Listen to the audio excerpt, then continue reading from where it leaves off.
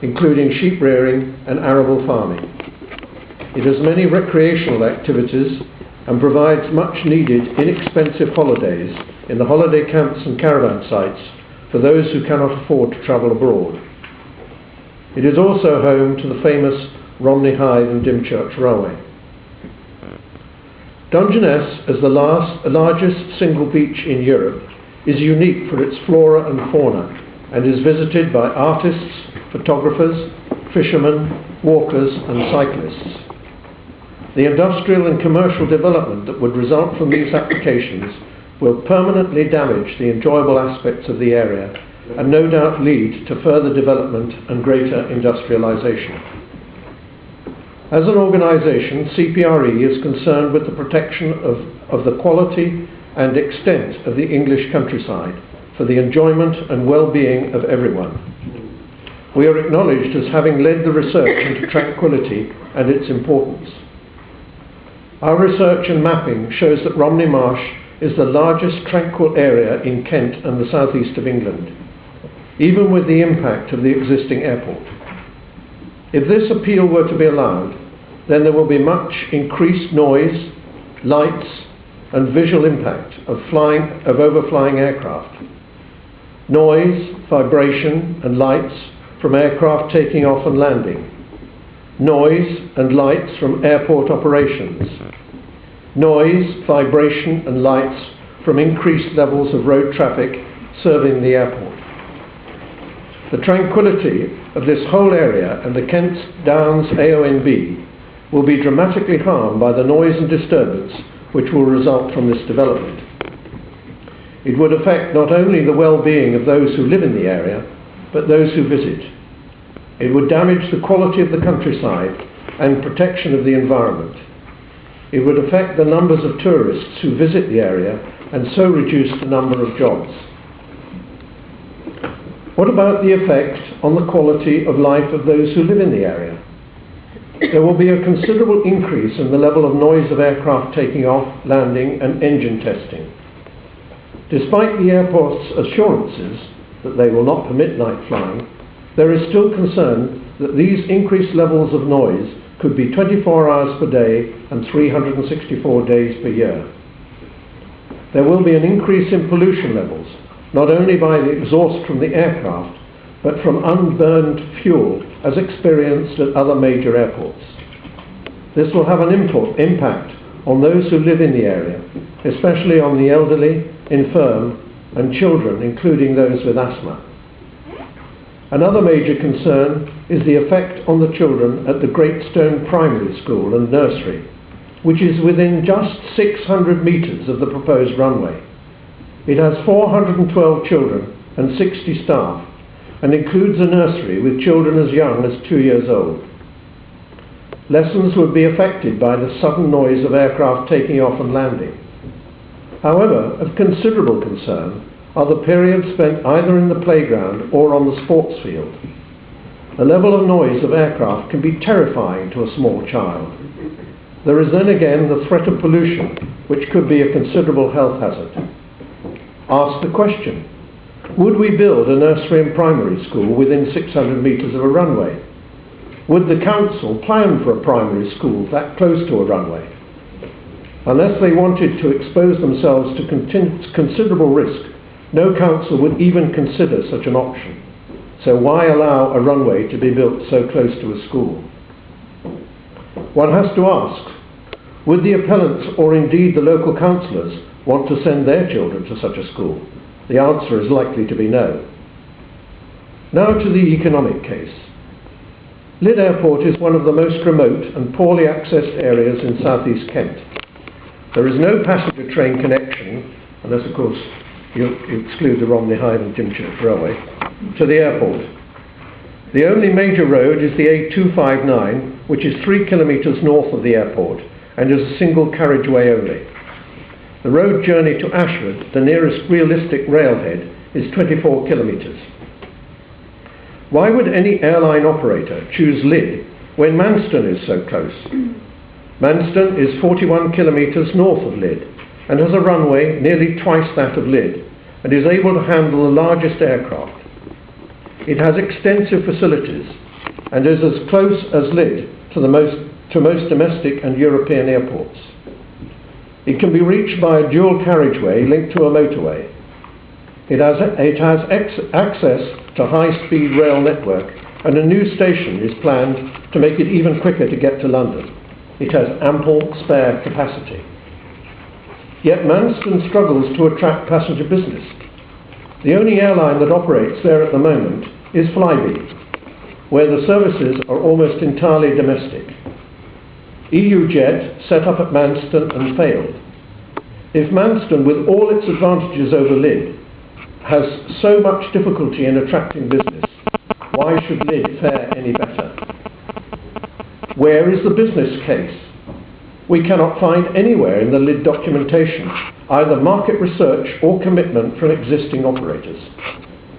The marketing strategy for Lydd mentions 15 airlines which it hopes might be interested. Almost all of these operate aircraft types which could use Lydd as it is at present, without any runway extension. Why have they not done so? Surely this is an important question that must be answered. One airline Lydd hoped to attract was Flybe, but that's gone to Manston. Underlying all of this are two key assumptions: that there is a capacity problem at Gatwick, which there currently is not, and that there would be sufficient excess demand in East Kent for flying that would support both Manston and Lydd. Both of these assumptions are patently flawed. Surely any sustainable business would have assured itself of a market before making such a large investment in construction. The cruelest deception in these applications is the promise of jobs. People in the area have been promised jobs. Forgive the cynicism, sir, but this is the case put forward by every major development. We were promised jobs at Holborough Cement Works, which turned out to be non-existent. Jobs were promised for local people at Thanet Earth, but we are told 95% have gone to people from overseas. The airport claim that they currently support 110 jobs, directly and indirectly, and that this will rise to approximately 300 by 2028. They also promise a further 207 jobs in tourism. Shepway Council is even more optimistic and hope that the airport will create 232 jobs directly by 2028 in the best case scenario. But assuming these jobs materialize, and it is a big but, how many will go to people from the Lydd area? Contractors are more likely to hire agency staff and bring them in with their expertise into the area. So where are the local jobs for local people? Many airline operators, especially those of the low-cost variety, use their own employees. So where are the jobs for local people? Have the appellants been honest with the jobs at the airport? The experience at Manston is that many staff perform more than one role. For example, ground crew also being fire crew when required. So where are the jobs for local people? Many of the roles in the airport will be specialised and require people with necessary qualifications. So where are the jobs for local people? It is claimed that 19% of the demand for flights will come from inbound tourists.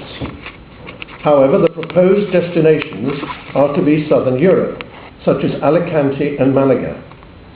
Whereas these may be popular destinations for British tourists, are the appellants really claiming that people in southern Spain will be queuing to come to Lydd? Have we any evidence of this? Have we any evidence of the level of demand from flights from Lydd to southern Spain? So where are the jobs for local people? This area is not without its problems, and great play is made by the appellant of the deprivation of the Shepway district. But the figures tell a completely different story. It is Dover, Thanet, Medway and Gravesham that are the real areas of deprivation in Kent. Thanet and Dover have just been hit by the devastating news about Pfizer's departure. This could lead to as many as 5,000 job losses in 2 years. Set against that, An additional 200 jobs over the next 17 years at Lydd is insignificant. Indeed, the lesson from Pfizer is the over-reliance of a local economy on just one or two major employers, a point brought out in the airport's own evidence. Thanet is a much more deprived area than Shepway, and already has an airport with a much longer runway. Yet Manston Airport can boast fewer than 200 jobs and has had very little beneficial effect on the Thanet economy. How therefore can it be argued that lengthening the runway at Lydd is a magic bullet leading to greater prosperity in Shepway? Where is the justification? Where is the evidence? There are many people locally who genuinely believe the deception that by extending the runway and building some airport buildings, employment in the area will be solved. This is a cruel deception, and those campaigning for the airport on this premise will live to rue the fact that they were misled. It is clear that KCC do not believe in Lydd's future.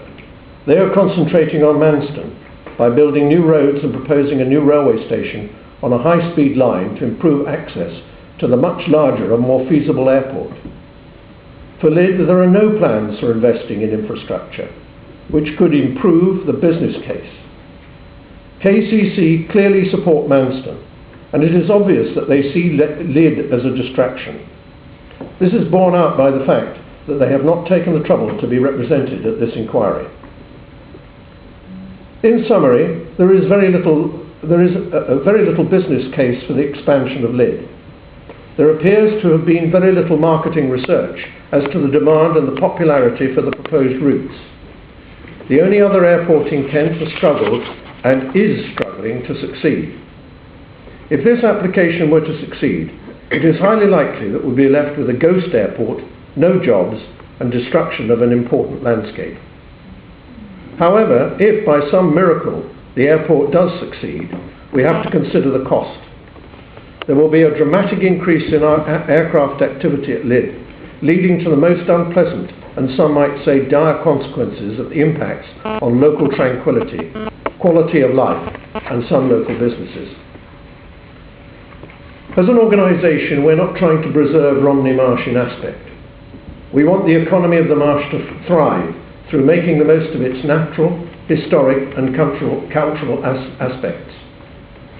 This appeal, if allowed, would do irreparable damage to the people who live and work in the area, to the important natural habitats which will be destroyed, and to the tranquility, not only to the Romney Marsh itself, but to the North Downs AONB. Surely this is too high a price to pay.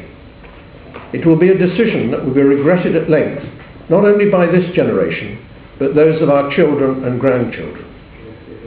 For all these reasons, this appeal should be rejected. Thank you very much. Thank you very much, Mr. Knox-Johnston. Thank you, sir. I think that